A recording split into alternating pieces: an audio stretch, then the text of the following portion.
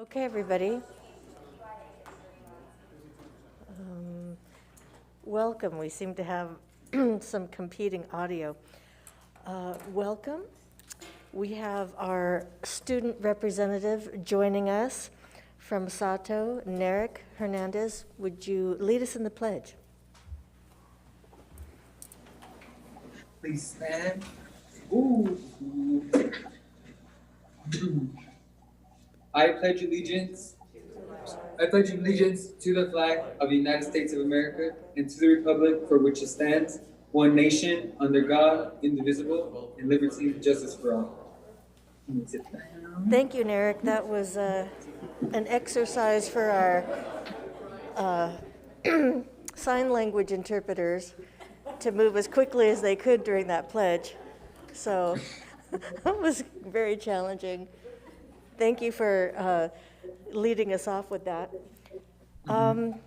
We welcome those who are here for purposes of addressing the board at the proper time and in the order of their request.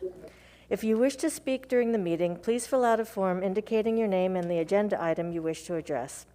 You may also make a request to give testimony on an item not listed for discussion today.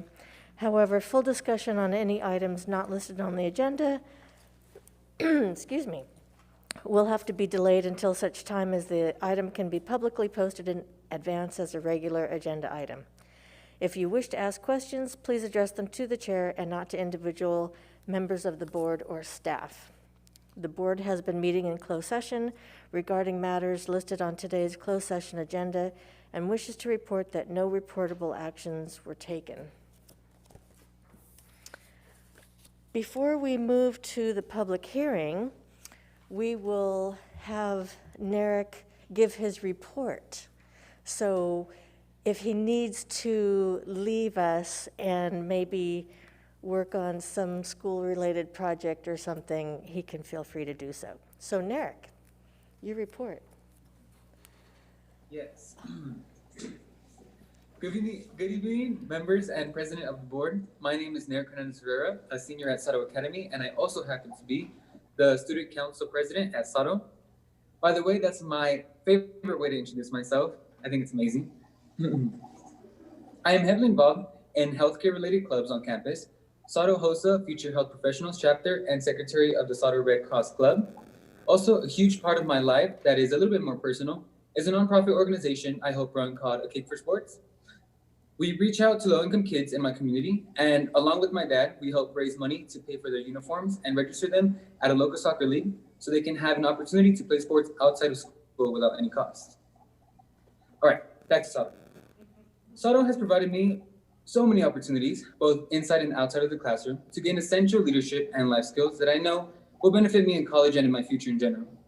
From getting to take charge during our 10th grade interdisciplinary roller coaster project, which required weeks of work across all our classes, and a presentation to CSUOB professors and accomplished industry professionals, to getting to visit 22 LBUSD elementary schools and interacting with over 2,500 students for Elementary Engineering Day, teaching them about basic concepts through fun activities that hopefully inspire them to consider pursuing a career in the field of STEM. Sato Academy builds these experiences into their curriculum, and I appreciate being given those opportunities. Sato has also allowed me to take what I've learned and apply it to the real world. For example, in my biomedical innovations class, we're going to enter our bioengineering unit. This year, we will be working alongside industry professionals at Los Amigos Rehabilitation Center, as well as undergraduate students at USC to help design and 3D print customized devices that people with physical disabilities need to keep them mobile and active. This unit will require us to utilize knowledge from our Intro to Design class that all students are required to take in the 9th grade, as we will have to create a brand new completely customized part through computer-aided design. Another way I have been able to transfer my skills to the real world is through my AP seminar and my AP research classes. In both classes, there's an immense research that is conducted, and AP research, one has to find a gap in science and conduct research to fill that void. This has prompted me to want to begin research alongside a CSUOB professor to help better understand the positive academic benefits that sports have on children and to possibly help allocate more funding towards community sports, especially in low-income areas. Now, being involved in clubs outside of school has also helped me out quite a bit. As I am becoming heavily involved in my school's Red Cross Club, I'm starting to make many strong connections with other service-oriented students in Long Beach. Along with the rest of Sauter Red Cross officers, we're helping to raise money for victims affected by the devastating wildfires that struck California earlier this year. And we are also planning a blood drive to help combat the sudden decrease of donated blood that has been caused by COVID-19. I've also been extremely lucky to compete in Sacramento and virtually in the State Leadership Conference for HOSA. And I have been able to perform along with professionals and talented musicians that come from all over the district because of the Odd District Orchestra here in LBUSD. And honestly, some of my most fond memories have been from Odd District rehearsals and the concerts. Socially, Sauter has surprised me a lot. A big fear I had about Sauter was its small size. I was fearful that Sauter was going to be maybe a little bit too small, but there's so much that Sauter offers to its students. Because I have been in student council for 3 years, I have had the immense honor to build a school culture at Sauter, and I've made incredible friends and memories over the past 4 years. I have become so comfortable with my peers, as well as the absolutely amazing staff that we have. The teachers and staff have always been so kind and supportive, and I have so much love for them, and I have shared many of my struggles and worries with them, and I truly, truly trust them with all my heart. Early this year, COVID-19 hit, and it hit hard. The transition to virtual classes was quite difficult for me, but everyone at Sauter made this transition extremely smooth and a lot easier. The teachers and staff have truly been so empathetic of their students, and I could confidently say with my whole heart that they have done and continue to do everything in their power to help us continue to succeed. I know it can be hard for them too, and for that, I am so extremely grateful for them because they have relieved so many worries that I've had. This pandemic has definitely made my senior year a weird one, but at the same time, this pandemic has made me get a lot closer to my teachers, and it has honestly helped me improve my communication skills a lot. To all the teachers at Sauter and in the rest of the district, I am so appreciative of all that you have done for me and the other students in the district, and I truly love you all so much. Now, so now that that graduation date is coming to an end, now in June, I have reflected a little bit more of my time in LBUSD. I think I've been extremely grateful for all the opportunities that I have had in LBUSD. But I definitely don't think that even in elementary school, I would have thought I would do all the things, that I'm doing right now. In elementary school, I came in with a number 2 pencil that was sharpened with a knife by my mom because we couldn't afford a pencil sharpener. And even in middle school at Hughes, I never really thought that I would do everything that, I am doing right now. Writing 13-page research papers, getting ready to design a device that will make someone's life easier, teaching basic STEM principles to multiple classrooms of elementary kids, building a roller coaster, becoming a finalist to getting a Posse tuition scholarship at UW-Madison, and the list goes on and on and on. And I definitely wouldn't be here if it weren't for my teachers, old and current. These past 4 years at Sauter, I have been pushed more than I ever thought I would be pushed. And because of it, I have become a really big influence on several kids that are growing up the way that I did. And I definitely feel proud of myself because if I would have seen someone like me, I think I would have been a little bit more confident in myself. And then, you know what, I could do this, I could have life, and I could go to college. Long Beach Unified School District has definitely given me the tools that I need to succeed in life. And I couldn't be more grateful, honestly. I know my journey to success will be a lot easier compared to other kids around the country because of the guidance and teachings that I have had in Long Beach. And school has become such a safe space for me. And I'm excited to end my academic career in LBUSD strong. And I'm excited to see what I get to do in the future. Thank you. Thank you.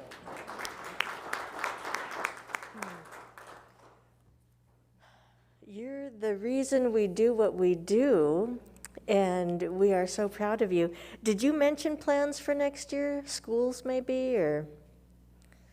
Yeah, so currently I am a Posse finalist, and Posse is this organization that gives you a full tuition to select schools.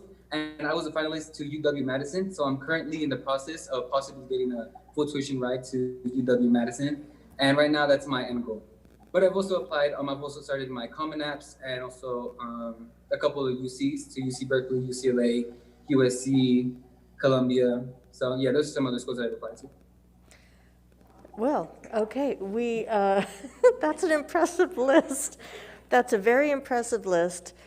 we wish you all the best. I think one of my favorite things that you mentioned was being an example for others, and I see that in you, that you are an example for others, and that is wonderful. So good luck with your future endeavors, and you are welcome to join us for this meeting or leave whenever you need to. But thank you, Narek. Thank you. Okay, now we move on to public hearing. This is the time set aside for public hearing regarding the following.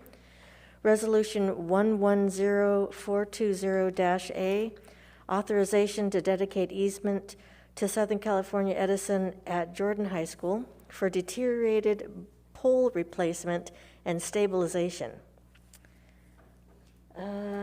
Do we have any comments related to this item? We don't, but Dr. Baker, do we have somebody to speak to this item, or? No, do we have questions? Right, when the item comes up for approval, this is just the number. Okay. Okay, well, seeing that we have no comments or questions related to this item, then I declare the hearing closed. And I'll move on to the next item, which is call for agenda items for separate action or adoption of the agenda as posted. Move approval. Second. Because we have a member joining us by Zoom, we will do well, I should have said discussion. I'll just say that, any discussion. Now I'm discussing it. Because we have a board member joining us by Zoom, we will conduct a roll call vote to keep us all in order. Okay, Dr. Benitez. Aye. Dr. Williams. Aye. Ms. Kerr. Aye. Mr. Meyer. Aye. And I vote aye. So, any abstentions? Am I missing something? It passes unanimously. Approval of minutes. Second. Any discussion? Okay, roll call vote. All in favor, Dr. Benitez. Aye. Ms. Kerr. Aye. Dr. Williams. Mr. Meyer. Aye. And I vote aye. Any abstentions or, nope. So that passes unanimously. Also, wait, did I just do the minutes? Yes, you did. Okay. And now we're at communications. Dr. Baker. Thank you, members of the board. We are so proud tonight to have the opportunity to honor members of our community from 2 different organizations who have provided different things for our students. And we're going to start with the Long Beach Challenge, and Dr. Salazar is going to introduce our special guests, Mike and Tracy Murchison. Can you hear me okay? Okay, good evening, board, executive staff members. I wanted to acknowledge, first of all, Tracy and Mike Murchison, who have been instrumental in helping us develop in particular, the COVID-19 Fund for Families through the Long Beach Education Foundation. Through their work, they have been relentless in their outcome, which is to find ways to support our families in need during this pandemic. And so I wanted to acknowledge them by reading a small gesture of thanks. Here's Tracy and Mike. So dear Tracy and Mike, on behalf of the Long Beach Education Foundation and the Long Beach Unified School District, we thank you for being our partners in education. Your efforts to support our students and their families during this pandemic are such a display of your kindness and generosity. You have organized the Long Beach Challenge with such urgency to meet the needs of our community, and as a result, students have benefited tremendously.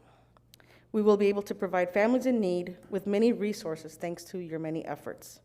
We thank you for supporting the district and the foundation's mission with such grace and thoughtfulness. You stepped up when others needed you, and we cannot be more grateful. Thank you for everything. Thank you, Tracy and Mike. I know our president has a token of appreciation, so I'll invite President Craighead. And if you want to say something. Please. Dr. Camarino, can you take a picture? Thank you so much. Well, this is a very formal piece of tissue, but Thank you very much. a little token of our appreciation. Thank you. Yeah, yeah. Thank you very much. Oh, thank you. And I invite you to say some words. Can I have to keep this on? I'll just clean the mic. Chair and board members, two specific board members who I've known for 40 years, Felton and John. It was a labor of love. My wife and I were watching Good Morning America when the pandemic hit, and I saw on a national level, we both saw, that there was this national challenge going on, and it was basically challenging athletes and artists and musicians to basically donate auction items, all for 4 national feed the homeless, feed children, that type of thing. And so I said to her over a couple glasses of wine, why don't we do a Long Beach challenge here? She agreed. She made the wrong decision because she had to do all the work. So I just want to let you folks know that we raised, in a very short time period, about $90,000. We had a live auction that was a lot of fun for 45 days, a lot of hard work by Long Beach Unified, the Education Foundation, Meals on Wheels was the other beneficiary, and my wife. And it was just truly something that we believed in. We thought was very important. We wanted to give back to kids, we wanted to give back to seniors and those that were disabled. And we thought that was something that I've been a lifetime member of the community, I'm a Long Beach product of the schools. We wanted to do something for you all. And so it was a great honor, excuse me, for the two of us. And so thank you very much for acknowledging it. Hopefully we can do it again, if my wife will allow us. But I also want to tell you that through all this, I got to know Dr. Baker and Dr. Salazar, and my wife's credit on this one. I wanted to give something back to you folks tonight, and this is what I'm also here for. My parents, George and Joyce Murchison, my wife and I were sitting around the dinner table, and we have a foundation called the Bess Hodges Foundation. Many of you may know about it, and we give money back to nonprofits in the community. But we had some remaining money left this calendar year. We didn't know what to do with it, and we wanted to do something special. And so my wife mentioned, what about the digital divide? And so it got us thinking about the problem with kids and school and Zoom and hotspots and all these other things that I don't know a lot about. But I believe in what she wanted to do. I get a little emotional, I apologize.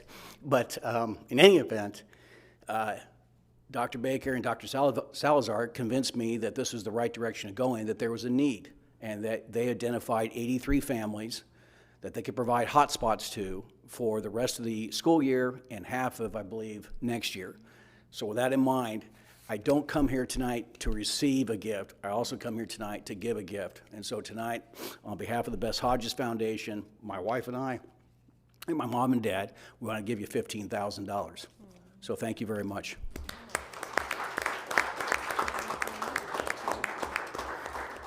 Thanks again for letting us stop by this evening. It was a real pleasure to see all of you.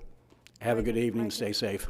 Mike and Tracy, I want to also just say thank you to the two of you. You have been a force of good over the last several months.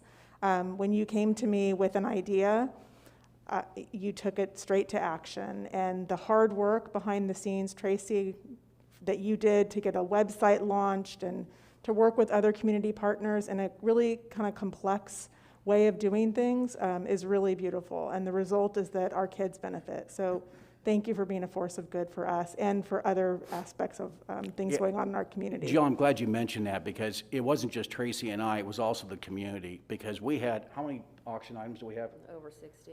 We had over 60 auction items. You know, it was vacation trips to golf at Virginia Country Club to meals from restaurants that were hurting during the pandemic. And everybody really pitched in, so thanks again for bringing Lunch up with the those comments. superintendent, mind you. I chipped in, yeah. Yeah.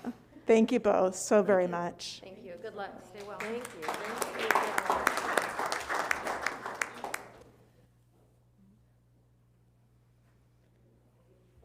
Next, we have the pleasure of hearing about the Molina Foundation from Angelica Gonzalez, who's going to introduce our guest, Mark Spiker, and to present the Molina Foundation's work. Yes, good evening, everyone. Before I introduce you to Mark from the Molina Foundation, I want to remind you that this summer, the Molina Foundation, a national nonprofit organization focusing on reducing the disparities in access to education and health, awarded Long Beach Unified students 75,000 beautiful books through the Book Buddies grant as a part of their Families Learning Together campaign. In late summer, around late August, the pallets of books arrived from Tennessee into our warehouse, and with the leadership of Crystal Miranda, our curriculum leader, library media curriculum leader, library media assistants from schools across the district, they completed the process of sorting the thousands of books into smaller pallets that were organized by levels. Today, we're excited to share with you that the books are ready to be distributed to the thousands of families at early learning, elementary, middle, and high school sites across our district. We held our first book distribution event at Nieto Herrera Elementary School this past Monday, and we were joined by Dr. Martha Molina Bernadette and Dr. Faustino Bernadette, Molina Foundation President and Vice President, as well as several of our board members. And today I want to introduce to you Mark Spiker. I'm sorry, Mark. He's the Molina Foundation Grants and Logistics Coordinator. But before he comes up, we have a little video to show. I know those of you that were able to attend on Monday, you're able to attest to the joy on the faces of the children who enthusiastically selected their books from the boxes and boxes of books. But because we want to share that joy with you, we have a little video for you to share the joy with you and express our gratitude to the Molina Foundation.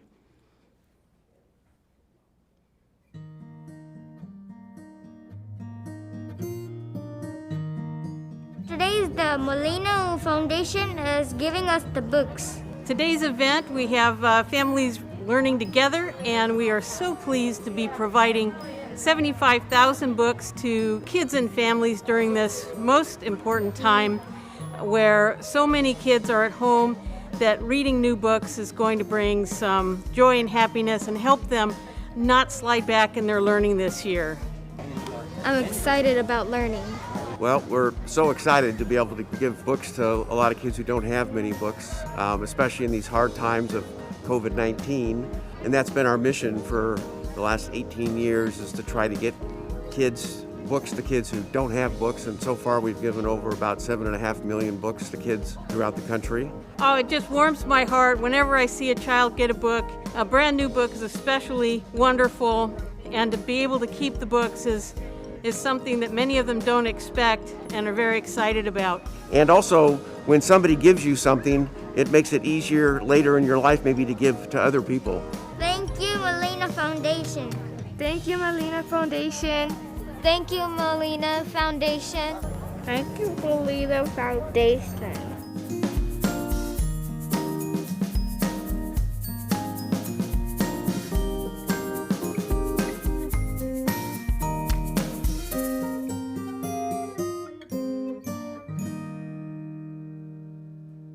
And I reiterate their message. Thank you, Molina Foundation. President Craig? Then we'll give you some time. Come on up, Mark.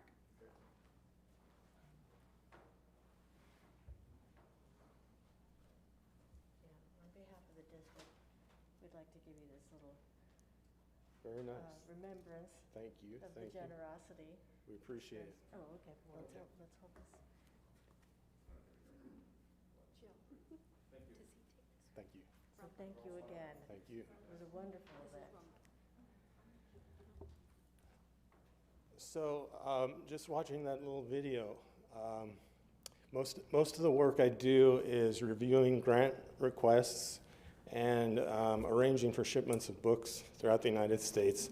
So, 99% of the time, I don't get to see kids enjoying the books like in that video. But when I do, it brings a tear to my eye because what we do actually affects children. And it's so nice to see. I don't have too much to say other than thank you to the Long Beach Unified School District for allowing us to partner with you. The Molina Foundation has books and you have kids, so it's a nice marriage. We would like to especially thank Disney Publications. They provided all the books that you received in your book grant. And we would also like to thank the Rumba Foundation of Long Beach. They provided financial assistance in order to cover all of the shipping and handling of the books to bring them from Tennessee to California. Again, thank you. Without you, we couldn't reach the kids we're trying to reach, and we look forward to working with you in the future. So thank you.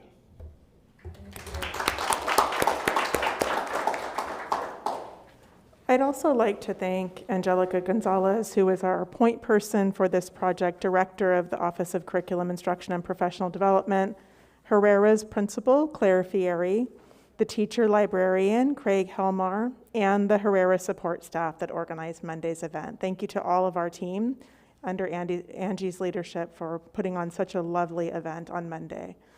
And thanks for being with us to celebrate the books. Thank you.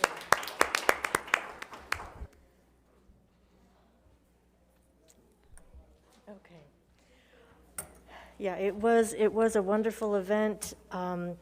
It was the first event in quite a while that we were able to see kids in person, to to have a very safe, socially distanced event. But it was very heartwarming to see the kids choose their books and be excited about that. That was a very much needed bright spot in the day. Okay, now we will move to public testimony on items listed on the agenda.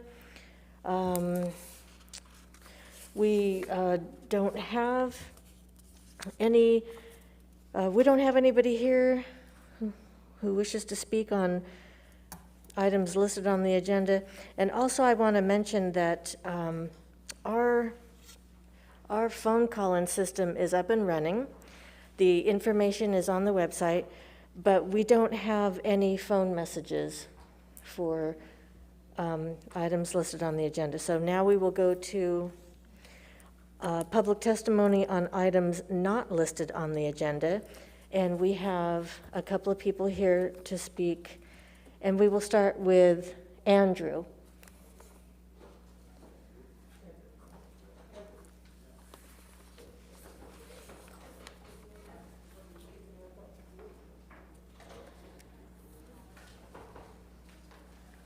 Hi.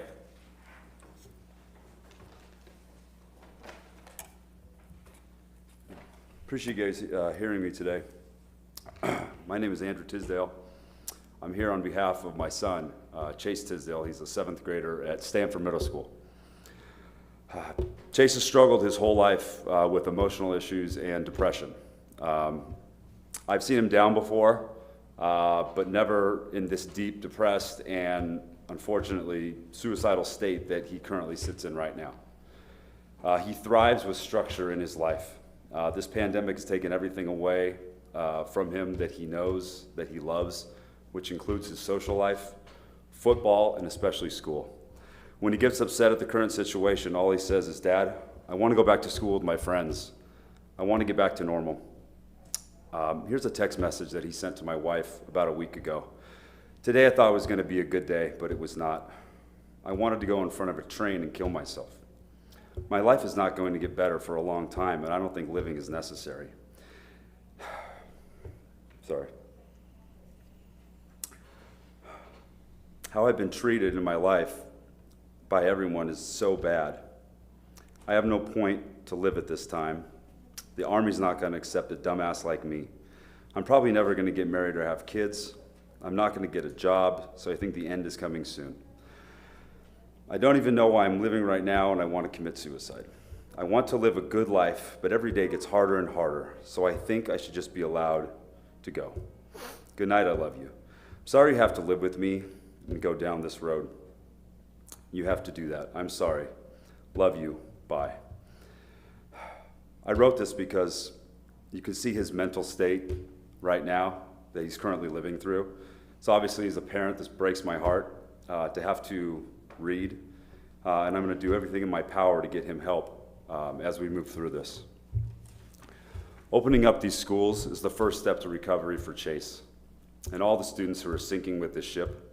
What this is doing to the mental psyche of our children moving forward may have irreversible consequences, as this isolation, due to continued closures, is becoming the new normal to them. I spoke to a psychiatrist the other day who told me the amount of phone calls coming into the office for kids struggling with mental and emotional issues right now was overwhelming. I understand that you guys are doing your best with health and safety for both the teachers and the students being the top priority. It's hard for me to justify, though, when I see other districts around opened, continue to stay open all around me. Please, I'm begging you guys to rethink the decision to close the schools. My son Chase suffers enough emotionally on a daily basis, and I just don't want to see him hurt anymore. Please open up these schools as soon as possible. Thank you. Thank you.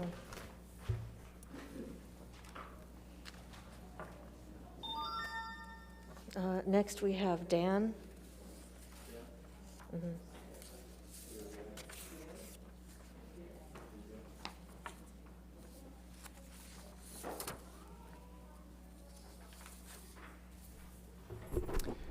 Good evening. My name's Dan DiCarlo. I was here at the last board meeting, and one of the things I urged the board to do last time was to listen. And I took stock into my own advice, and I went back after the meeting, and I listened to what all you folks had to say, and I'd like to give you some of my observations about that. I noted in my presentation a couple weeks ago the overwhelming evidence that children are essentially at no meaningful risk of COVID.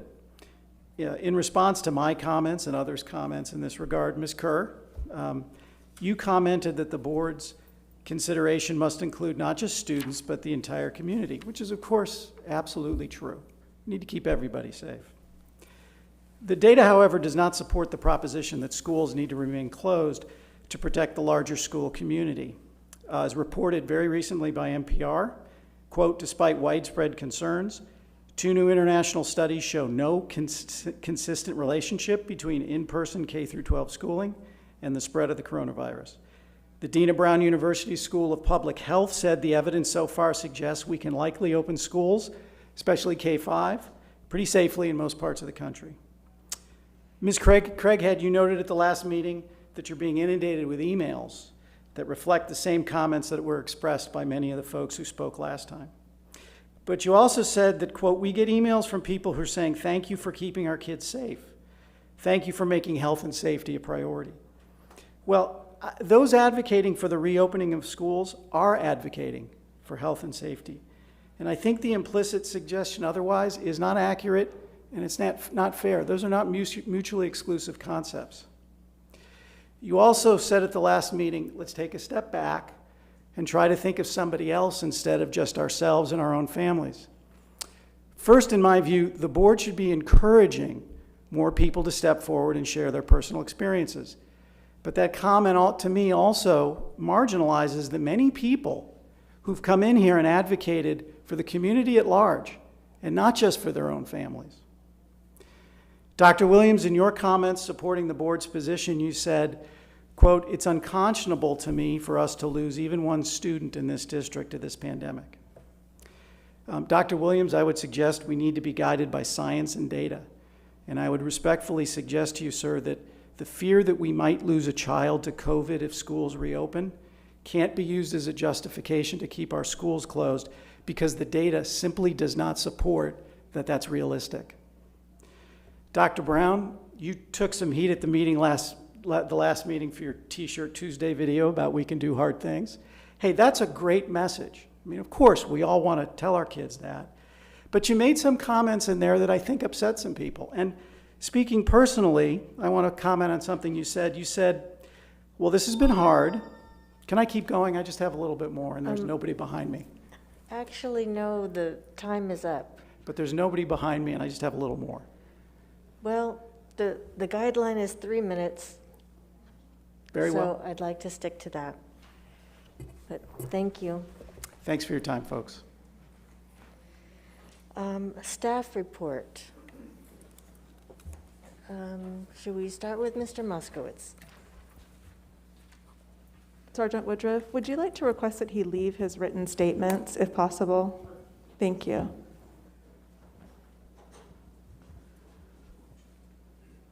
I'm pleased to kick off this section that will feature Mr. Moskowitz and team in just a moment. Student engagement and learning update is going to be a standing item on our agenda as we work towards increasing the presence of student learning on our board agendas. And so tonight, we have the pleasure of hearing from Brian and his team as the first part of a student learning and engagement update. All right, thank you, Dr. Baker, and good evening. As Dr. Baker mentioned, so the title of this section, Student Engagement and Learning, I think I can speak for my colleagues at other levels at middle K-8 and high schools that our work this year is really centered on those two items. Of course, we want students to learn, and we know that it's challenging during these times, but we're committed to making sure they learn. But equally as important, we want to make sure that we are engaging with students and with families, and that's not always easy when they're not on our campuses. So our schools are doing some great work in leading for this engagement and making sure that we're reaching out and connecting with students. And I just want to give you a couple quick examples of what that looks like right now at the elementary level, and then I'll introduce some other folks. So starting this last Monday, all of our TK through 5th grade teachers at both elementary and K-8 schools have started their fall conferences. And so for any of you who've been an elementary parent at some point in your lives, you know that that's kind of the hallmark in Long Beach Unified, that every November we have our parent conferences, parent-guardian conferences. And they're just really great times at any time in any year for the teacher and the parent to connect and to talk about ways that they can support their student. I think it's even more important now because our parents, more than anybody, know how their children are feeling and dealing with our current distance learning environment. So the conferences going on right now are really important. I want to give one example of something I think goes even a little beyond that. So over at Lafayette Elementary, all of the teachers there are holding what they call family meetings. So they started this last year where they would actually have the parents, the siblings, all come together along with the child. And there'd be a conversation amongst the family and the teacher. What's working for this child? How can we work collectively to support this child? And this year, of course, with distance learning, those family meetings are happening virtually online. And so our teachers are getting a little window into the homes of these families with, again, parents. It might be grandparents. It might be guardians. It can be 5 and 6 people sitting around together on this Zoom call or this Google Meet session with the teacher and talking about how we can support the child. So taking this idea of student engagement to family engagement. And so really proud of the work over at Lafayette. And we think about learning, something our teachers are really grappling with right now is how do we assess student learning? Assessment is always important, both formatively and summatively, but it's, as you can imagine, particularly challenging when the students are not in front of the teacher. So our teachers are doing some amazing work right now and really grappling with how do we do this well? So whether it be one-on-one sessions, a small group, finding ways to connect with students to be able to try to determine what is the learning loss, what are their current abilities, and how can we move them forward. So just a big shout out to our teachers right now. When we think about student engagement and student learning, of course our teachers are at the forefront and they're having to be much more innovative than ever before and just doing some great work at this time. We also recognize when we talk about student engagement and student learning, we know that our CDC and our Head Start programs have been doing that very well for many years, but in particular since July, as you've heard us mention many times, since July, they've been providing those student engagement, student learning opportunities in person. And so we're thankful for that. We're thankful for the staff who have really led the way in ensuring that we have really high quality health and safety protocols in place so that our students are safe, that our staff are safe as well. So with that, we've talked about them many different times, but we haven't had our leaders in the room. So I first want to introduce Lachelle Diggs, if you just want to kind of step forward, Lachelle. You, of course, recognize Lachelle. She's been a principal, a very effective principal in our district for many years. And this July, you all appointed Lachelle to be the director of Head Start. She's already doing some great work, and there's a lot to learn in Head Start, and she's deep in the learning process. She'll be back with us and with all of you in a couple of weeks during the board workshop to give a little bit more insight into the Head Start program, but I just wanted to quickly introduce Lachelle to you. So thank you, Lachelle. Yes, and we can give Lachelle a round of applause. And I don't need to introduce because you know her well, but I do want to call up Cindy Young. Cindy is the director of our Child Development Centers. They support both our pre-K school age programs along with our Kids Club program. And so again, I've talked about health and safety. Cindy's not here today to talk about all the great health and safety protocols in place. We know they're in place. We've seen pictures and videos. Some of you have visited, so we know it's there. But really what I want Cindy to do today is to talk about with the students who have been in person, particularly our school age students and our Kids Club students. These are the students who are in grades kindergarten through 5th grade. They are in a distance learning environment, but they're actually physically on our campuses, in our classrooms. And you'll hear Cindy talk about how her team is supporting these students to connect to teachers, but also to provide great high quality childcare while their families are off working. So I'm gonna hand it over to Cindy so that she can talk to you a little bit more about the student engagement and learning happening in our CDC programs. Cindy. I'm gonna grab the-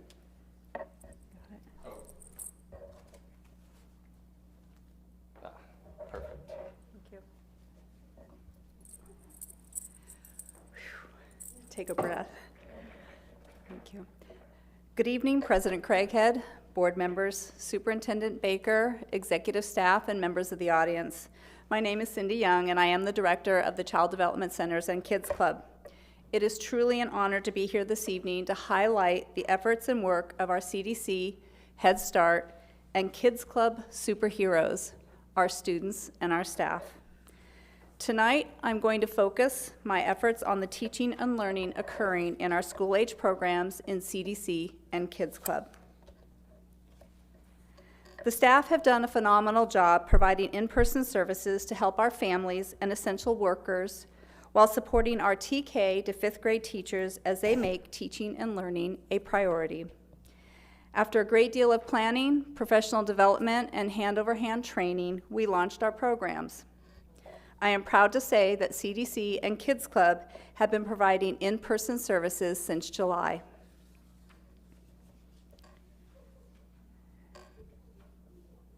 Currently, we have approximately 800 students in our CDC program and an additional 200 in Kids Club.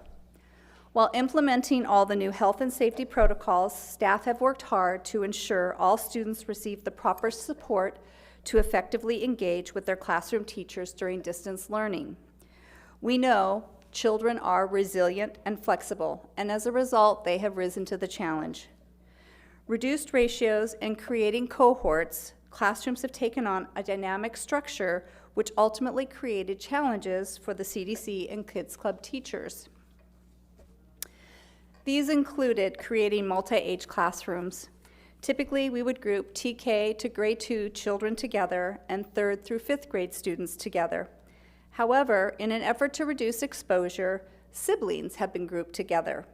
Classroom cohorts now span from TK to 5th grade in one space. Additionally, we had to consolidate our program due to reduced ratios. We were not able to open all of our centers. Students from multiple campuses currently attend at one school site. This allowed us to serve more families. Although consolidation was a positive, in each classroom it increased the different distance learning schedules, breaks, and lunch times. On top of juggling the variety of schedules, CDC and Kids Club staff ensure that students have all the necessary supplies to start their day. Worksheets are printed, hands-on materials and manipulatives are distributed, mini whiteboards are cleaned, and books and Chromebooks are set up. Picture this. In any given moment in one classroom, you will see some students engaged on their devices, others are on break or at recess, when all of a sudden another student jumps up and starts doing PE or yoga, while 2 more are practicing or warming up their instruments. Classroom ratios are small, but they are very busy. TK and 5th grade teachers collaborate with CDC and Kids Club staff to assist students that may be struggling or that might need a gentle reminder to focus. It has definitely been a team approach. Cultivating a classroom atmosphere where teachers deliberately balance caring relationships with high expectations and supports for student success provides a foundation for a safe learning environment that values diversity, trust, and respectful communication. You may all recognize that from the Understandings Continuum. In alignment with U6, our goal was to create warm, caring learning environments. We wanted to give students the opportunity to leave the stress of our community outside of our four walls. Creating routines, schedules, and familiar learning environments was essential. At first, our students struggled finding their place. They weren't engaging by answering questions or responding to their teachers when asked.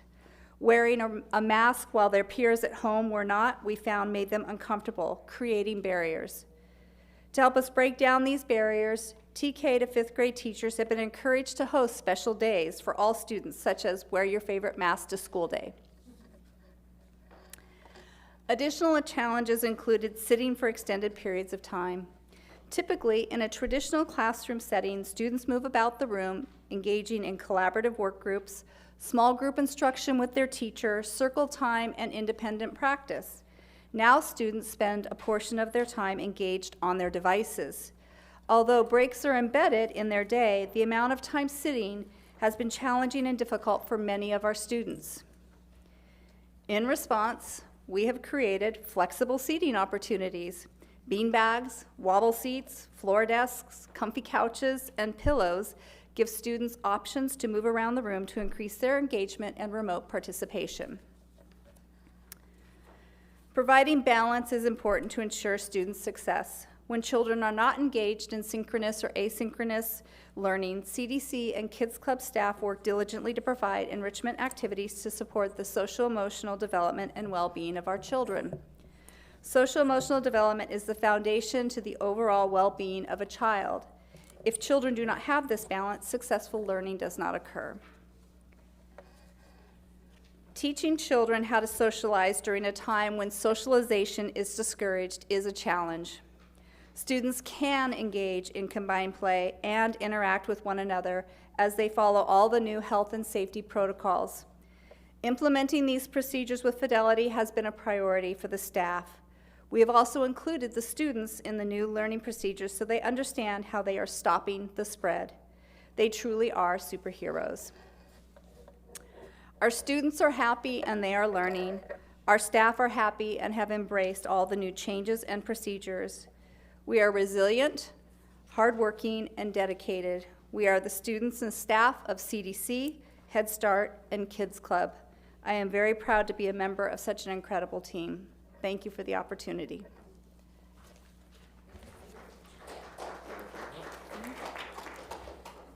So I don't know if anyone from the board has any questions for Cindy while she's here about the program being run in their school age or Kids Club programs.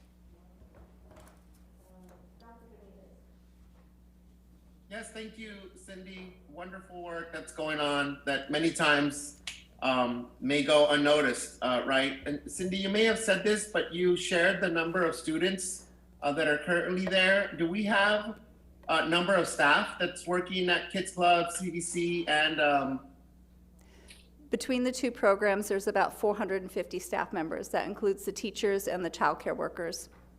Great, thank you.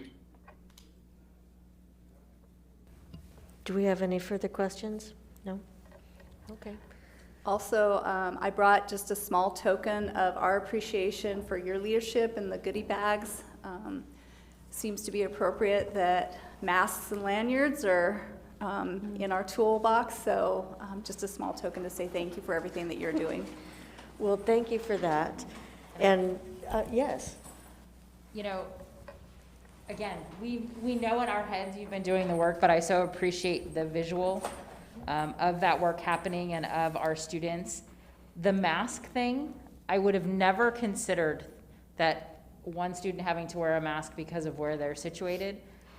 I mean, and that's one of those things we never could have predicted or put into protocols or trained for.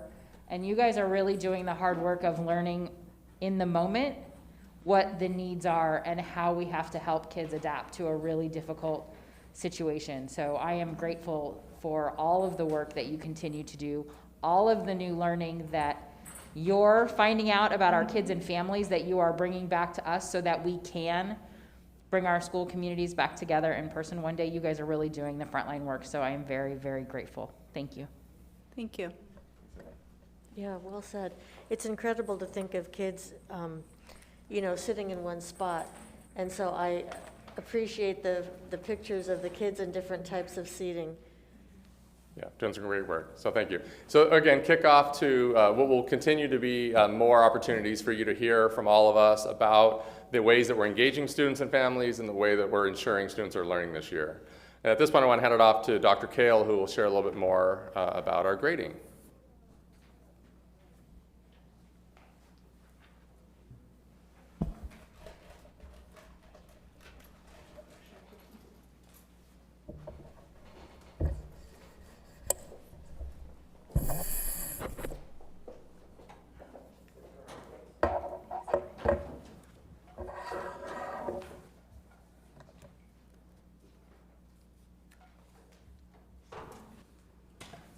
All right. Good evening, Madam President, members of the board, and executive staff. Not only was yesterday Election Day, but it was also the end of the first quarter for us. And maybe that's not exciting news, but it does bring us to a place where we want to have some conversations around grading, especially as it relates to equity. We are preparing to have letter grades for the first time since January. So it's been quite some time.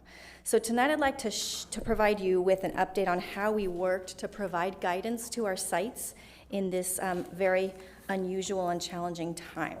So I'm going to, went too far. I'm going to start by mentioning that we convened a group of teacher leaders in the Office of Curriculum Instruction and Professional Development, and that group was led by Pam Lovett. And this group rallied around a couple of questions. The first question was, how do grading practices need to differ in a distance learning environment? And what do we need to keep in mind when grading for equity? So those were the two questions that the group wanted to tackle. And I should mention that you really can't talk about grading without first talking about beliefs and belief systems. So we started by looking at the foundational belief statement that's found in Understanding 6, mentioned earlier by my colleague. It states, all students can learn and achieve at high levels, and we have a responsibility for their success. So U6 talks about the importance of relationships, it talks about the importance of high expectations, and it also talks about the importance of support. So keeping U6 in mind, the group got together, reviewed a lot of journals around just what's relevant and new in the field, new learnings around how might we go about assessing and grading students in the midst of this pandemic. And they created some documents to help guide staff. You have in your packets copies of the full documents, but for the sake of brevity and engagement, I'm going to share just some highlights of the two documents that were received by principals, and principals then in turn shared these documents and had conversations with them with their staff. So I'd like to start first by talking about the sample. I'm going to give you a couple of sample principles for grading and assessment. So let's look at the first example there. This one talks about caring for students and responding to their needs and doing so flexibly and with sensitivity. So again, these reminders that these times are different and we really need to go into the process of assigning grades in it with a different mindset. The second example talks about reporting academic proficiency and achievement and doing that separately from things like work habits, character traits, and behaviors. Again, especially true in times like this. And then the third example I gave you there is a variety of measures being used to determine students' academic mastery and achievement. So these principles were designed to be broad statements to help guide thinking around grading. We also provided some guidelines for grading. These become a little more specific. So some examples that I give you here are things to think about, like creating soft deadlines and not penalizing students for late work. Really incredibly important at a time when their lives are a little bit uncertain, so meeting deadlines is not necessarily something that's always in their control. The second example there talks about allowing students to resubmit and resubmit work and retake tests and quizzes. especially after receiving feedback. One of the things we know about learning is when a student receives feedback from the teacher and goes through the process of revising their work, that's when very deep learning can occur. We've asked to think about avoiding assigning points for attendance. Attendance is something that we're tracking and it's important. However, it isn't something that's always in the student's control, so it really should not be used to assign grades that are meant to indicate achievement. Moving away from percentage grades and averaging to growth and current performance. This is especially true in equity. When students come in and they've experienced, let's say, learning loss from the spring, they come in and other students maybe had opportunities that some didn't have. When they take that first test, many times teachers for the first time really see where problems can lie. And if a teacher relies on averaging all of a student's tests over the course of, let's say, a quarter, where we are now, rather than looking at growth and current performance, students who come in behind will be disadvantaged from the very beginning. Another practice or guideline is to keep grades, and this is my personal favorite as a working mom. Keep grades updated weekly so parents can support their children in their learning. And then homework should be kept to a minimum and not graded. So hopefully what you see here is these are some ideas that are not just important for distance learning, but a lot of them apply to how we might consider and think about grading as a general practice. We went on and provided teachers then with some very specific examples of the kinds of things they can use to inform those academic grades. And so this is an example of some elementary examples that we gave. So on the screen you see examples of publisher-created and district-created reading, writing, and math assessments. At the secondary level, we did the same thing. We provided teachers with concrete examples of the kinds of assessments. So again, you see publisher-created and district-created assessments here.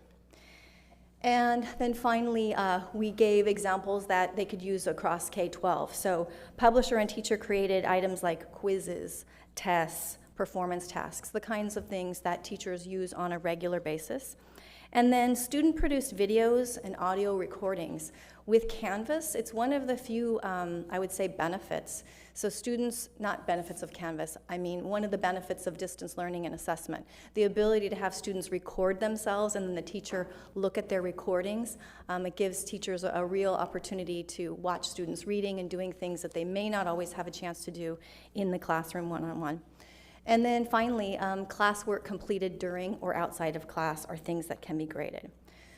So with all of that, we wanted to be also concrete about the kinds of things that we would encourage teachers not to use for grading. So that is things like formative assessments. So exit slips or whiteboard practice or Jamboard notes. And for those who may be unfamiliar with what a Jamboard looks like, there's a picture of one there, so the students can actually type on Post-its and move them onto a board and share that in groups or share it with the whole class. And then, of course, there's always class discussions. And so those are the kinds of things that teachers do as a means to determine next steps for the whole class or small groups or individual instruction, but really shouldn't be used to inform individual student grades.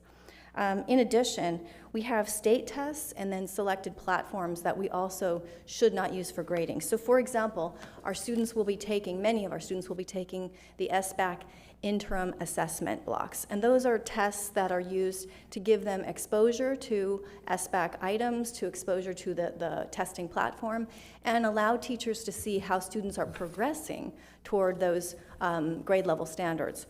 However, the state is very clear that those items should not be used to inform grades.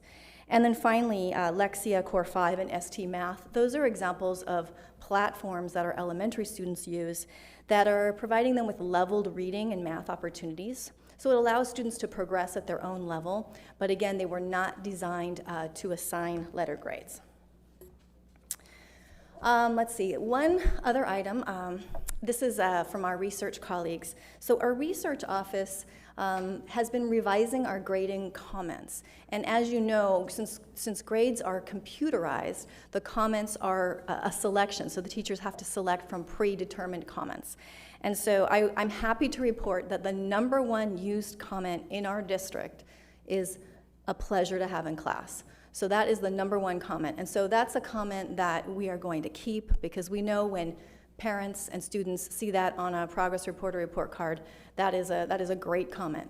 However, we looked at some of the comments that haven't been looked at or changed in a while, and we really wanted to align them with the new distance learning situation, and then also our work in social emotional learning. So you see a couple of examples there of some changes that we made. So for example, new for distance learning participates in synchronous sessions. So letting parents know whether or not the student is actually participating during the session. They may know that their child has logged on, but are they actually participating? And completes asynchronous assignments. So is the student, especially for those of us parents who are not there to monitor, is the student completing those assignments as expected? New for social and emotional learning, displays a strong growth mindset. We know that growth mindset is something we want for all of our students, and it relates to self-management, and seeks help when needed. We know the importance of students reaching out and becoming advocates for themselves. So that is something that informs how they're doing in relationship skills. So those are some changes that we've made and that parents will start to see on some of our report cards. So the last thing that I'd like to say before I open it up for questions is I just want to mention, circling back around the recent professional development. So we talked about the summer training, but in October we did some professional development with teachers. And while we didn't focus on grading as a topic in and of itself, there was a lot that was provided that informed or helped teachers with their practice around grading and assessment.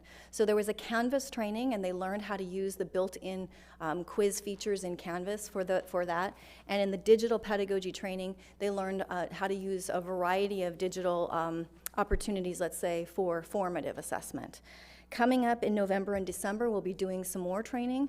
They will get some additional work in Canvas, and they will learn how to use Canvas for what we call unquizzes. So it's a very flexible platform that allows the teacher to use it in a formative way. So asking kids questions as a way for them to practice, or asking kids questions to get a sense of what the class knows, versus just using it as something where you want to assign a grade. So we're going to be doing some of that work in November and December. And at the board workshop that's coming up, we will have the grades, and we'll let you know what those results look like. So we will know what our student grades look like the next time we come together around this topic. So I'm ready for questions if you have some. Dr. Benitez? Thank you, Dr. Kale. Your presentation was timely given. I'm sure many of us saw the article in the Times about all the D's and F's that students of color and poor students are receiving in our neighboring district. So I want to build on the equity piece in relation to grading. What are we learning, and or how are we thinking about time tests? And I'm thinking particularly again about those students that are either experiencing technological challenges, right? So if they're taking a test and their Wi-Fi goes down, or their screen freezes, but also in relation to the challenges that students are experiencing at home, and that homes may not be conducive learning environments for our most vulnerable students. So how are we thinking about that piece, Dr. Kale, or what are we learning, particularly around the equity and the challenge of doing any testing, but particularly time tests, given the limitations that many of our students are experiencing? I could defer to my level colleagues, so if any of you want to jump in as well. I can tell you, though, that our teachers are, you can come on up, Jay. Our teachers are working on being flexible and really being sensitive to the issues that students are bumping into. I know that that there's challenges, but I think our teachers are figuring out how to work through them one by one. But Jay, do you want to add? Thank you, Dr. Kale. I've had the opportunity to visit some classrooms this week, and it's been a great feeling for me to really listen to teachers, speaking to students during class and saying to them, please reach out to me in a private Zoom or a private chat or an email to retake some assessments that you felt were a challenge for you. So repeatedly, after classroom, that's all we kept hearing as we popped into classrooms at different school sites. So the message is clear for our teachers to show grace for our students, especially when it comes to quarter grades, because obviously these get weighed into their semester grades that really count for our high school students. So I've seen a huge change, and not just the discussion, but I think the other part that Dr. Kell brought up too was the assessment guide and the letter that went out to our teachers for the high school level. We made it a point for them to read that letter from beginning to end with their ILT, with their department heads, in their leadership meetings, because it really wasn't about what should be graded, what shouldn't be graded. It was more the philosophy behind what really a grade means and the impact of grades for our students during distance learning. Thank you, Dr. Camarino.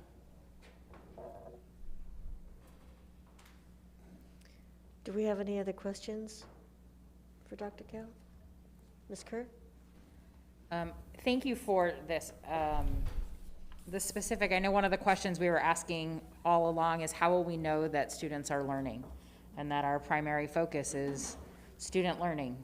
And this is a really concrete way for me to wrap my brain around how we're gonna know that students are learning. Can you tell us a little bit about the leadership team? You said you had a leadership team, Pam Lovett headed up around coming up with those key questions. Can you tell us a little bit about what that process was? Sure.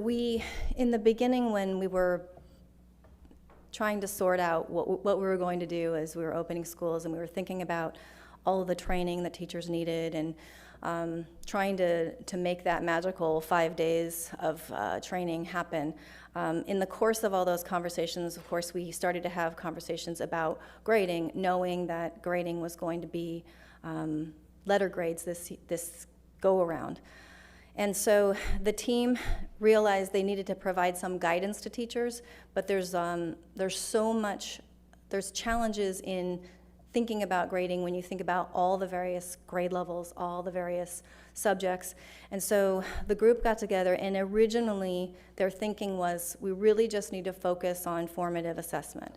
And so the team just talked about the importance of it. Luckily for us as a system, we've been doing a lot of work in the past around formative assessment, so our teachers have had quite a bit of training. But it's this idea that if I'm teaching in the moment, I can figure out whether or not the students are with me. There's a variety of strategies I can use, and then I can adjust my teaching in the moment.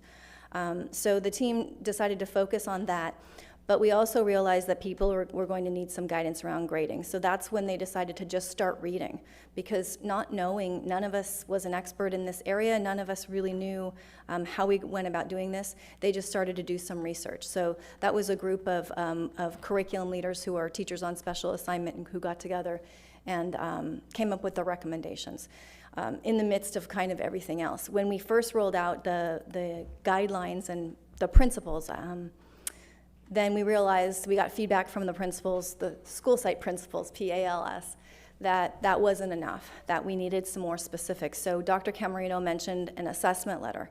We had sent out the assessment letter to our teachers, letting them know this year, as we do every year, which assessments were going to be mandatory. So it was going to be an expectation that all students take certain assessments, and then which assessments were going to be recommended.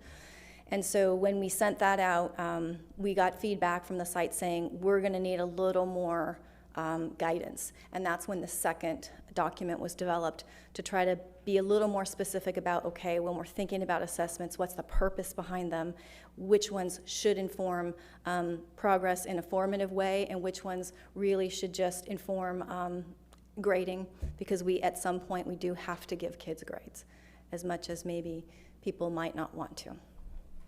Christy, I have a question, and I want to thank you for giving us some insight into how we're dealing with this new reality for teachers to look at how we assess students based on the environment we're in. My question, though, is what type of feedback are you getting from teachers about your recommended grading practices? What kind of feedback are teachers giving you?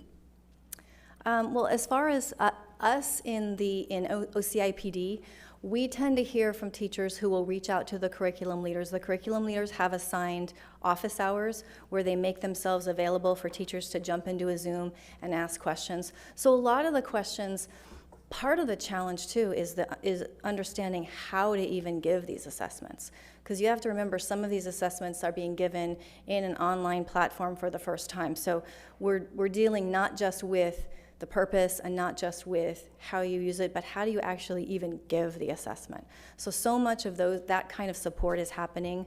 And I would not be honest if I didn't say that it wasn't challenging and that we weren't hearing from teachers that this is challenging. I think the kids are really rising to the occasion, and the things that I think teachers were worried about before, they don't seem to be as worried about. I think in the beginning, teachers were concerned, well, how can I give a test? The students can have the answers in front of them and those kinds of things. And they've worked out a lot of those sorts of details. I've watched some teachers giving instruction and having an amazing ability to monitor their email, monitor what's happening in Canvas, monitor students on Zoom. So the teachers are consistently multitasking and really kind of keeping their eye on everything in order to figure out how the learning is progressing. It's truly amazing what they're doing. Thank you. Okay, do we have any further questions or comments? No? Okay, well, thank you so much. It is incredible to learn about all of the accomplishments in such a short amount of time and how everything has to be redesigned. Okay, let's move on to business items. Personnel. Yes, Madam Chair. I have the personnel report prepared by our Assistant Superintendent of HR, David Zaid, and approved by our Superintendent, Dr. Jill Baker. I'll read the classified portion of the report first. There were 14 appointments, 18 leaves of absence, 3 abandonment of positions, 9 resignations, 1 retirement, 2 amendments, and 1 rescission. On the certificated side, there were 12 appointments, 1 in-service change, 1 leave of absence, 3 retirements. Move approval. Second. Discussion. All in favor with a roll call vote. Dr. Benitez. Aye. Dr. Williams. Aye. Ms. Kerr. Aye. Mr. Meyer. Aye. I vote aye. Any opposed? Any abstentions? It passes 5-0. Finance Report A. Move approval. Second. Discussion. Roll call vote. All in favor. Dr. Benitez. Aye. Dr. Williams. Aye. Ms. Kerr. Aye. Mr. Meyer. Aye. I vote aye. Opposed, abstentions, passes 5-0. Finance Report B. Move approval. Second. Discussion. Yes, Madam Chair, I recuse myself from participation in Finance Report B on the consent calendar. I have a potential financial interest under Government Code 1091 and 87100. My husband works for a subcontractor who has done work for the payees. Thank you. All in favor, Dr. Benitez. Aye. Dr. Williams. Aye. Mr. Meyer. Aye. I vote aye. That passes 4-0 with 1 abstention.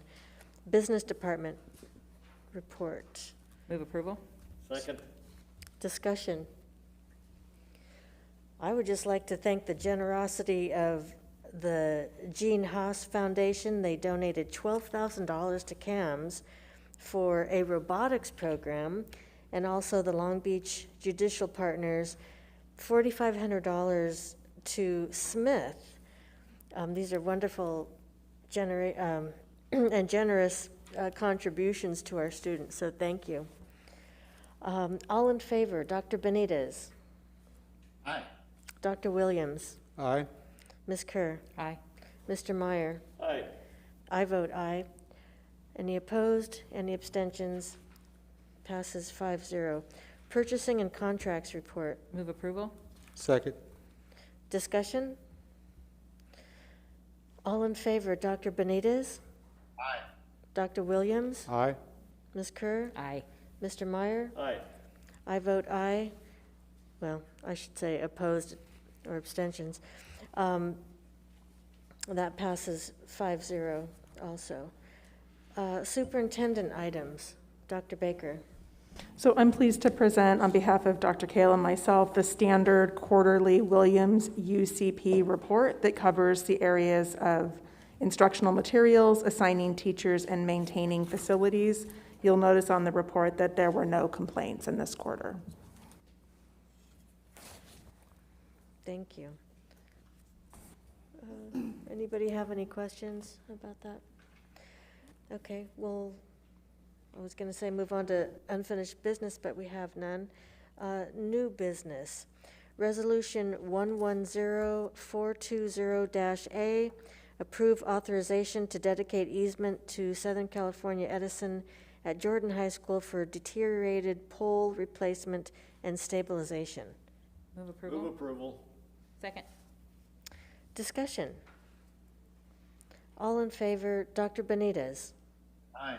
Dr. Williams? Aye. Ms. Kerr? Aye. Mr. Meyer? Aye. I vote aye. Any opposed? Any abstentions? Passes 5-0.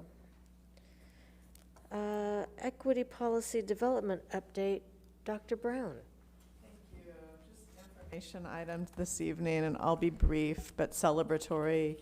On Monday afternoon, we celebrated our first student equity town hall meeting, and we had a small but mighty group of young people from our middle and high schools who participated in a conversation that followed a thought exchange, where we heard from them about their thoughts on equity, what it means, what adults would benefit from hearing, and what is weighing heavily on their hearts and minds on that topic. And so I'm grateful to Dr. Benitez, to Ms. Kerr, Dr. Baker, Dr. Camarino, Dr. Salazar, and Mr. Itzen, who were adults present and listening with them. The students in correspondence after, I've had contact with a couple who mentioned being able to talk directly to people who make decisions. So thank you for your participation. Thank you to the students that participated, and we look forward to a whole lot more. They've got some ideas about how we can make it better, and I'm open and listening to all those ideas. And then next, I just wanted to acknowledge that on Friday, the application process for our district equity leadership team closes. It's been open now for a couple of weeks. We've had an overwhelming amount of response, which to me is good trouble. And it speaks to the connection that people are making to the topic of equity right now. So looking forward to working through the applications and then communicating about our next steps in that work. Thank you so much. Thank you. Okay. Next, we have Board Governance Team Development Retreat Debriefing. Okay. So Dr. Baker, did you want to start us off? Yes, I would like to just acknowledge that last week we held the first Board Governance Team Development Retreat with all board members attending for discussion around the foundational mission of school districts, school boards, and superintendents, effective practices of student outcome-focused governance teams, self-assessment on board effectiveness, onboarding processes for new board members, and the beginning preparation for the next Long Beach Unified Strategic Plan. And so there was a lot of discussion that happened last week. This is an opportunity after some thinking time for you all to explore the topic and think about recommendations that you have for next steps for our staff to be prepared to move forward with you in the development of governance team. Okay, would somebody like to start out? Dr. Benitez. Yeah, and to my colleagues, first and foremost, thank you for the time and the effort and the energy and the conversations that we all engaged in for that day and a half. I just kind of wanted to reflect on a couple of things that I think are in alignment with where we all said we wanted to be as a board, and I think in alignment to what our district, our students really need right now. So I think just two things, and I'm looking forward to continuing our conversation.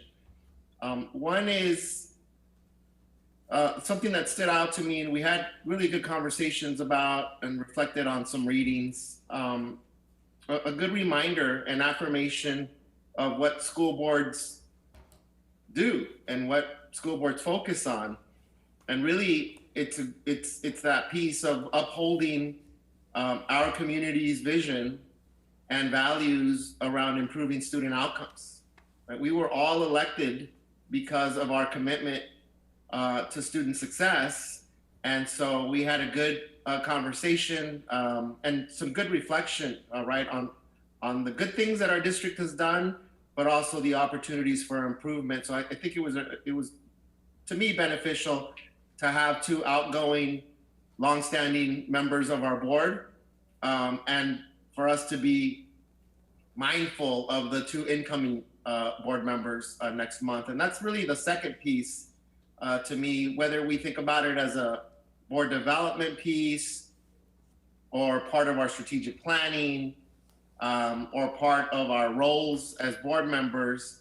I think it will be a great opportunity for our two incoming school board members next month to really partake in those conversations around how to be an effective board, what our role is, and again, emphasizing that commitment to improving student outcomes and upholding our community's vision and values on how to achieve and improve those student outcomes. So just wanted to sort of reflect on those two pieces. And the bigger piece for me is being appreciative of being able to have that space, because oftentimes we do get caught up in the day-to-day grind of our agendas and school board meetings. And I think it's also important to have some spaces to talk through why it is that we're here and what our commitment is and how we uphold that commitment through an effective board and effective governance practices. So thanks to the executive staff also for putting that together, and just looking forward to continuing our conversation. Thank you. Ms. Kerr?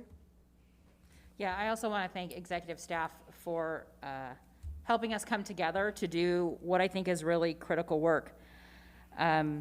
We talk a lot about growth mindset. We talked about it today. And, you know, you can watch the video of the meeting. It's not altogether comfortable to do this work. And I will say Long Beach has been successful. So our facilitators from the Council of Great City Schools work with districts all around the country.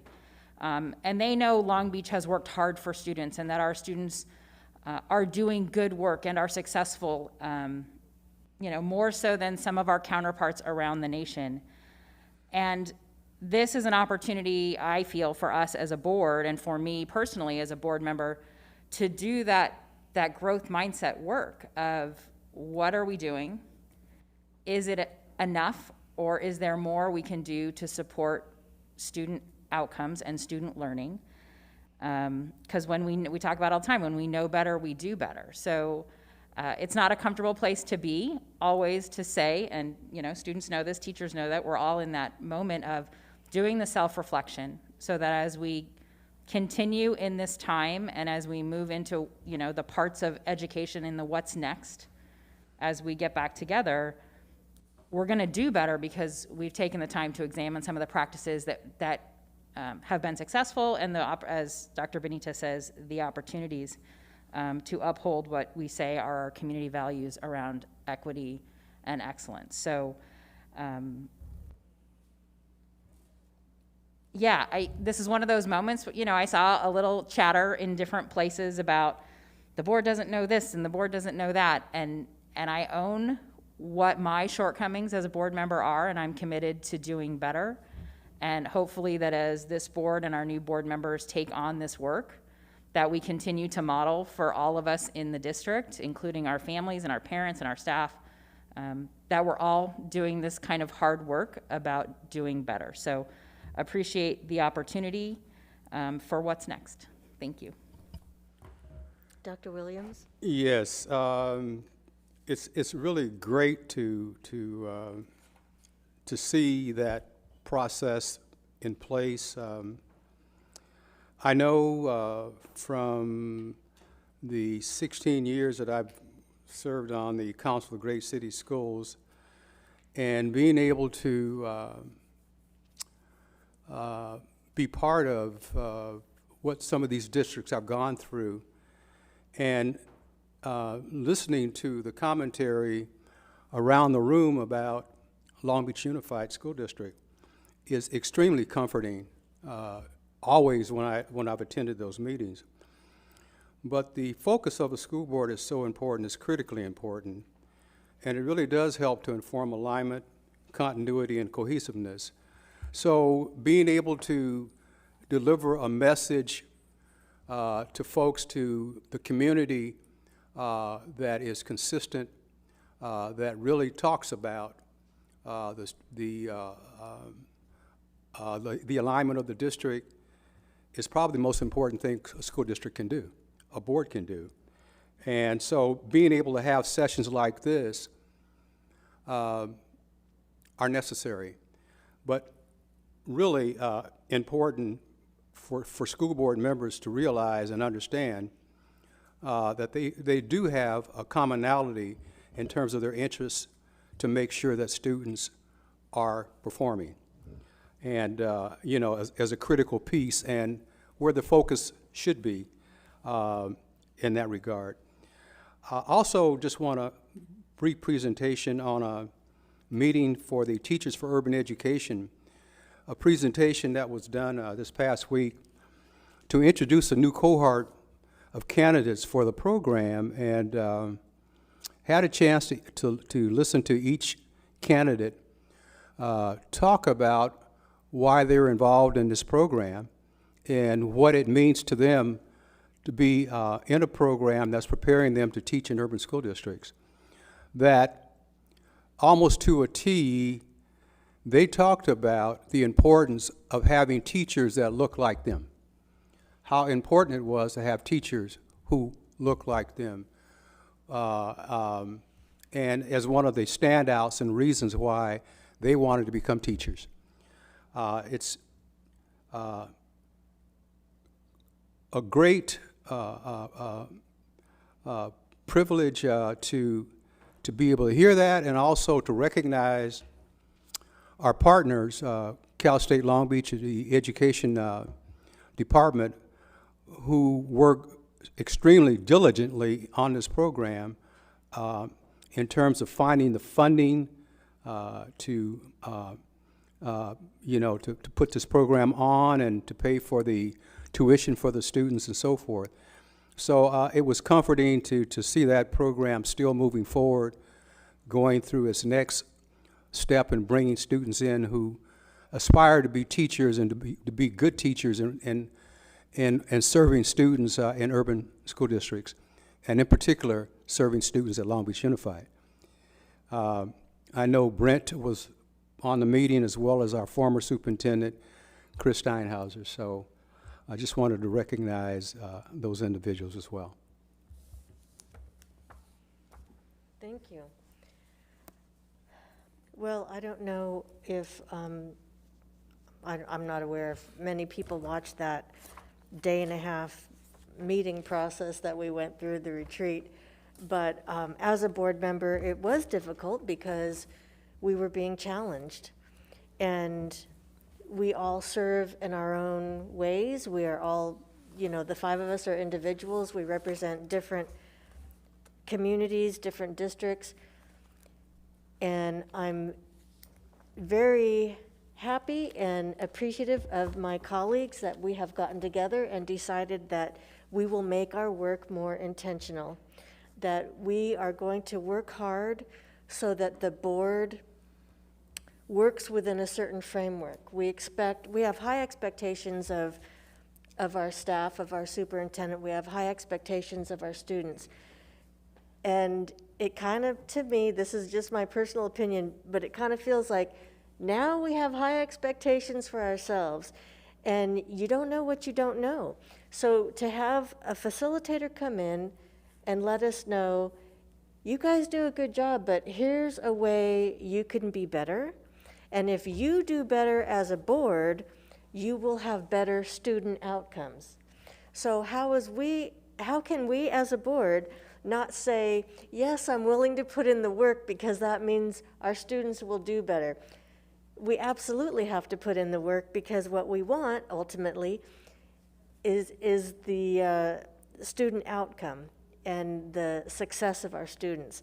So even though it's uncomfortable, I imagine it would be very uncomfortable to watch because it was very uncomfortable to experience. Even though it's uncomfortable, it's necessary work, and the timing is right. We have a couple of new board members joining us.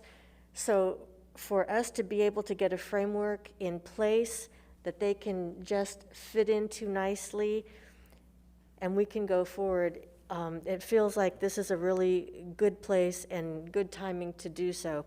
And I appreciate the challenge, and I appreciate the work going into it with our new superintendent. Thank you so much.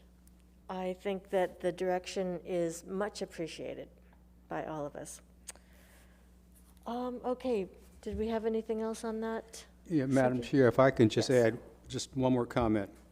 In terms of the initial strategic planning work in the district, the first strategic planning session was led by Christy Cowell, who the initial first one that we conducted here in the district, and the second one by Brian Moskowitz. Both did an amazing job in structuring the strategic planning process for this district. So. Thank you, yes. If I may, Madam Chair. Yes. The workshop was very valuable to me in many ways. It reinforced in me what this board has been doing all along, keeping the eye on student outcomes. I don't want to be guilty of reductionism, but isn't that what we're all about? And everything that we look at and judge, data that we ask for, should be measured in terms of how will this produce student outcomes. And for many years, we've had part of our vision statement or value system as board, the personal and intellectual success of every student.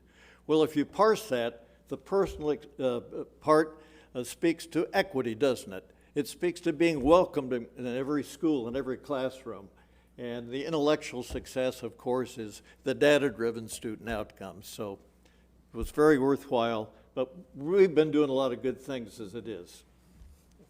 Yeah, I agree. Thank you. Okay, anything further on that subject?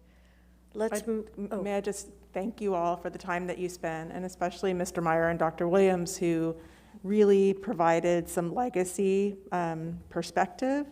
And as I've said before, this is a great opportunity for handoff, for outgoing board members to feel comfortable that there's a process in place to onboard, and for our 3 continuing leaders and board members to know that we have a process in place as we go forward. So thank you for your dedication to coming into that room and to going through a continuous improvement experience like we ask of our staff. Appreciate that. I'm hearing that word outgoing so much, I feel like I'm being pushed out. You know, John, what about you? All right, we are at board reports. Ms. Kerr. Oh, all right then. I feel like I've said a lot. I want to thank the Molina Foundation for giving us a really fun, socially distanced event where we could witness that light in kids' eyes as they got new books. I was a book junkie as a kid as well, and so an opportunity to come and pick a brand new, beautiful book to take home and to keep at home. It's always a wonder and a joy to see that look on kids' faces. I was on the Instagram for Jordan today, and their librarian and media assistant have set up how they're going to distribute their portion of the Molina books. So while we know little kids get super excited, we also know that high schools get excited. So They're doing theirs at their lunch distribution on Friday and inviting their students to come and pick up books and just, again, boxes and boxes and boxes. So to the Moline Foundation, who has done that before, I know I'm grateful that we continue to be a partner that you choose locally to help kids. I think that's it. The only other note I have on here was when Mr. Moskowitz was talking about family meetings for Parent-Teacher Conference Week. We know that that's always, those 10 days that everybody's a little jittery and rushing around, and that looks very different this year. And so I had this picture when you said that of family meetings of caregivers and aunties and grandparents and family pets probably making an appearance and all of those things, and an opportunity to see our families and check in with families in a different way. And so I'm grateful for the innovation of the staff that are doing that work, and those families who are being checked in on. So I just want to thank everybody for their hard work. Thank you. Dr. Benitez? Thank you, Madam Chair. I had a chance to visit Educare last week, so I want to thank the staff there. It's always, I think, a very unique perspective to be somewhere, and videos are good, pictures are great, and hearing about things, but it's a very unique perspective to actually be there and see, on the one hand, how challenging it is to educate our youngest students from babies through 4 and 5 year olds in this very challenging context.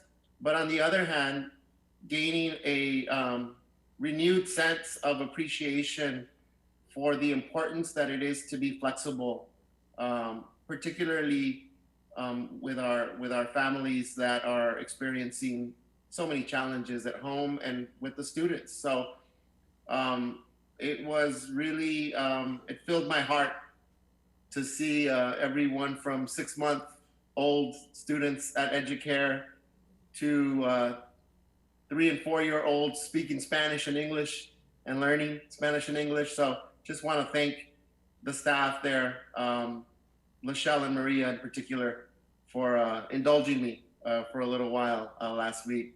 I also wanted to touch base on the meeting that Dr. Brown referred to with the students around equity. That honestly made my week last week. And just already knew, but sort of reaffirming that the students in our district is what grounds us, what gives us hope. The perspectives that they shared, the challenges that they recognized and placed back on us is exactly what our district needs, exactly what that space was meant for. So I appreciate all of the other my fellow board member and the other staff and executive staff that were there to listen. And I learned and listened, and I look forward to those spaces continuing, particularly centering and lifting up student voices in our equity strategies, approaches, and thinking. So thank you, Dr. Brown, for that. Lastly, I'll keep it short, but woo, what a day and what a night. I want to thank, particularly locally, all the candidates that ran for elected office in our city. It's hard to do that, and it takes a toll on themselves, but also on families and loved ones. So won't say much about that other than to just congratulate the candidates and acknowledge all the effort that it takes into running for public office, particularly at this time. And my only other comment is hang in there, folks. It's not over yet by any stretch of the imagination. And our district will, irrespective of outcome, irrespective of tone and sentiment, I am proud to be part of a district and a school board that, irrespective of what is going on, we are committed to the vision and mission around equity and student success, particularly for our most vulnerable students and families. So I am reinvigorated on the one hand. I'm sad and anxious on the other hand, and frustrated and quite frankly disgusted by many things. But it doesn't take away from our purpose here locally for this generation of students. And I want to applaud all the work that our staff is doing at the school site level, at the district office level, and my colleagues, that we will continue to reaffirm that mantra, Mr. Meyer, that you always refer to, right? The intellectual and personal success of every student, and our other mantra of all means all. So I would just say to our community members, to anyone watching, but particularly to our students, hang in there. We still got a lot to figure out as a nation, but our district at its core and many of the things that are going on here locally, preliminarily with things like Measure Us, that looks like it's looking good right now with the numbers, but that also upholds our commitment around equity and investing in our youth. So I won't say very much other than that, Madam Chair, but I felt I needed to at least say something about what's been going on here the last 24 hours. Well, I'm glad you acknowledged that. There's a lot going on, but we keep it away from the kids as much as possible because we are a nonpartisan group. Dr. Williams? Yes. Board report? Sorry, I didn't hear one. Board report? Report? Reports? Yeah, We already did that. Okay. You want me to get back to you? Oh, your mic is on now. Now it's off. Mr. Meyer? Thank you. I've said many times how proud I am of my colleagues on the board, and I just want to say I think you all will be equally proud of Doug Otto, who will replace me. We collaborated and have made a schedule. So far, we've visited 15 schools together, and he spent about an hour with each principal developing a relationship and focusing on outcomes, I might add. So he's with it. And we have 6 more schools to go, and he will have visited every single school then before he takes official office on the board. And of course, the reason for that was there was no need for a runoff election. In fact, Mr. Otto attended our board retreat as well. So you're going to get a real jewel, I think. Thank you. Thank you. Yes, we are looking forward to that. I think I would just add that at the event on Monday, the Molina Foundation book giveaway, it was so wonderful to see kids in person. I had an opportunity to speak with a couple of teachers, and I found out that the kindergarten teachers and the first grade teachers give their packets out once a week so that the kindergartners have an opportunity to see their teachers in person, and the first graders have an opportunity to see their teachers in person. And the connection is so important for, students and teachers to make that connection. And it's a valuable thing. It was wonderful to hear from them. And also I heard from a little first grade boy who loves his teacher so much that sometimes he cries at the end of the school day because the school day has ended. And his teacher is Miss Brown, so I thought I would give a little shout out to Miss Brown because obviously she's a wonderful teacher if she has that effect on her students. But I'll just add quickly, last spring we recorded a message for our graduating seniors, and we left it at "Now we wait." We were hoping to have some sort of graduation ceremony, maybe postponed for the summer or at some other time, and we've been waiting. We've all been waiting. It doesn't look like that's going to happen anytime soon. We're waiting for a lot of things. We're waiting for numbers to change. we're waiting for the outcome of an election that was held yesterday. We're waiting. It seems like the year 2020 is all about being in limbo. So I would just encourage us all to be patient, and in that time while we're waiting, to be kind, that no matter what the outcome is, we have a responsibility to each other as citizens, and hopefully we can do right not only by each other, but for our kids, because the kids are watching. And we have to set a good example for them, and we have to be careful that our anxiety, that our tensions don't spill over and affect them in a negative way, because our kids are dealing with a lot right now. Nothing's normal. We're all dealing with a lot right now because nothing's normal. So let's try and be supportive for each other. Let's try and be as positive as we can in these trying times. Superintendent's report. Thank you. I'd like to end the evening with a few acknowledgments and then a couple things for our community. The first acknowledgement is to Susana Cortez, who leads our foster youth unit. Susana and team developed, this is the cover of a high school guide that has been developed to support students who are in foster care. It's an everything you need to know for navigating through high school years guide. It's available on our district website on the foster youth page. And it's just a really good work that is supportive of families, a different kind of family and a different kind of students that are experiencing living in a different way than many of our students. And I just am so appreciative of Susana's work and wanted to acknowledge that. Also want to, for our community, coming out in the next week, every family will receive a postcard that is about getting connected. This is an additional effort on our part to make sure that we have up-to-date addresses and that we're continuing to outreach to parents about how to get messages, how to get on the district website, how to get on their parent view if they haven't done so.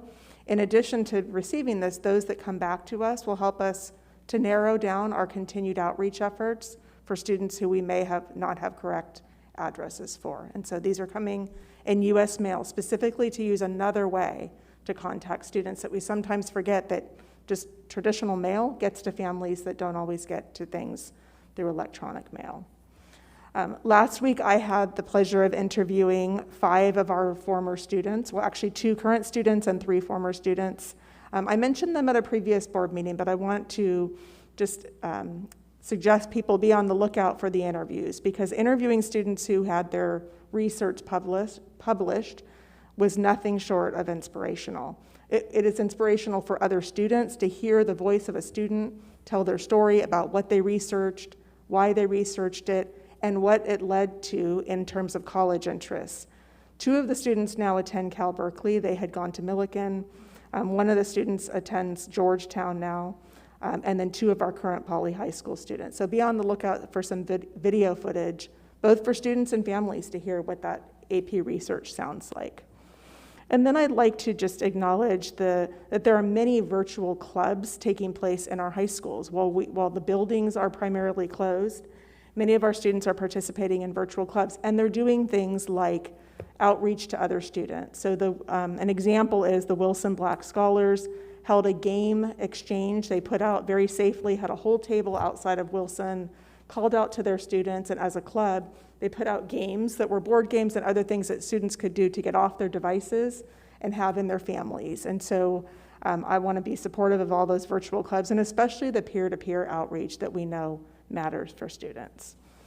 And then lastly, just to tell the community that on Friday, we'll have our next community message out. It's got some useful information, some updates about the district website that I hope people will take the time to either read or to watch in the video form. And that's my report. Thank you. Do we have any announcements? How about adjournment? Move to adjourn. Great. Thank you, everyone.